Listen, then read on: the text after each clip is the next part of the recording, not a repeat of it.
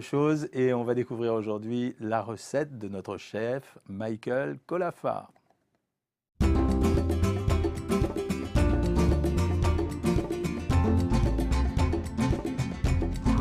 Michael Colafa, c'est très gentil d'être venu nous rejoindre. Je rappelle que vous êtes chef cuisinier, mais vous travaillez beaucoup à domicile. On va vous faire préparer une recette, un défi.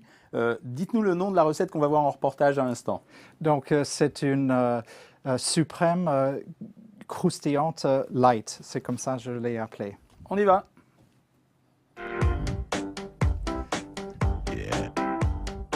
Je vais vous faire aujourd'hui une croustillante suprême, un blanc de poulet garni avec des légumes cuits à la vapeur qui vont être enroulés dans une feuille de brique et présentés avec une sauce yaourt avec de la coriandre fraîche, du gingembre et de l'orange.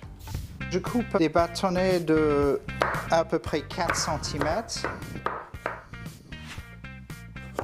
C'est à peu près 3 mm par 3 mm. Et voilà.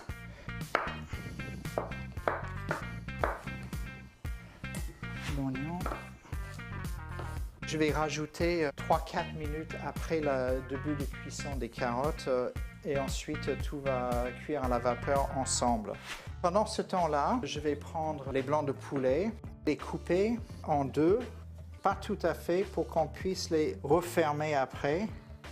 Alors je vais commencer à garnir les blancs de poulet avec le jambon fumé, juste une fine tranche sur un côté.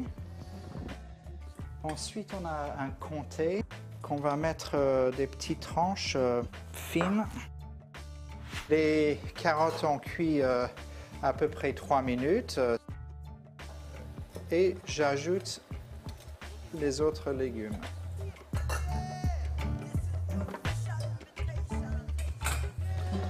Une fois cuit, on va garnir. Ensuite, je vais fermer.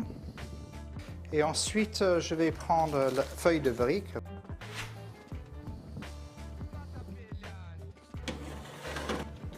Pendant ce temps-là, nous allons préparer notre sauce. 4 ingrédients, c'est la coriandre, le gingembre, les zestes d'orange et du yaourt brassé. Je vais rajouter le jus d'orange vers la fin de la préparation. Je vais verser pour 2 personnes 120 g de céréales quinoa avec du boulgour et 2 fois le volume en eau. Avec un temps de cuisson d'environ 12 minutes. Donc je vais dresser les assiettes.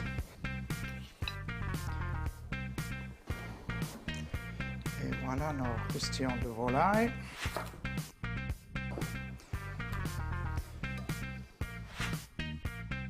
Et voilà notre plat. Vous risquez pas trop de prendre du poids avec ce plat. Je suis impressionné, hein. C'est une recette originale, c'est vous qui l'avez inventée? Absolument, oui. L'ingrédient majeur pour vous dans cette recette, c'était quoi? C'est-à-dire surtout, c'était les légumes. Les légumes qui ont été cuits à la vapeur parce que d'origine, cette recette, ils ont mijoté dans du beurre. Donc, ça n'a pas... traumatisé par ma présence, je crois. C'est-à-dire, vous voulez absolument que ce soit là. Ça peut peu être bon et pas light, hein, déstabilisé. c'est pas... Mais c'était surtout, j'ai cherché à faire un plat qui était vraiment sans matière grasse et qui était très, très joliment présenté. Il y a plein de saveurs dans cette petite assiette. Alors, je vais vous dire, vous avez utilisé des astuces qui sont absolument intéressantes quand on veut faire de la cuisine saine. La feuille de brique qui évite de cuire, qui est en fait une espèce de papillote qui va croustiller, mais qui évite de cuire avec des matières grasses. Deuxièmement, vous avez utilisé beaucoup de légumes pour en faire une espèce de mix, de patchwork de légumes, donc ça se consomme plus agréablement. Mais surtout, ce qui est malin, c'est que vous avez quand même utilisé des teintes comme le jambon fumé qui pèsent très peu de calories dans votre recette, parce que vous avez mis une couche fine comme le gruyère.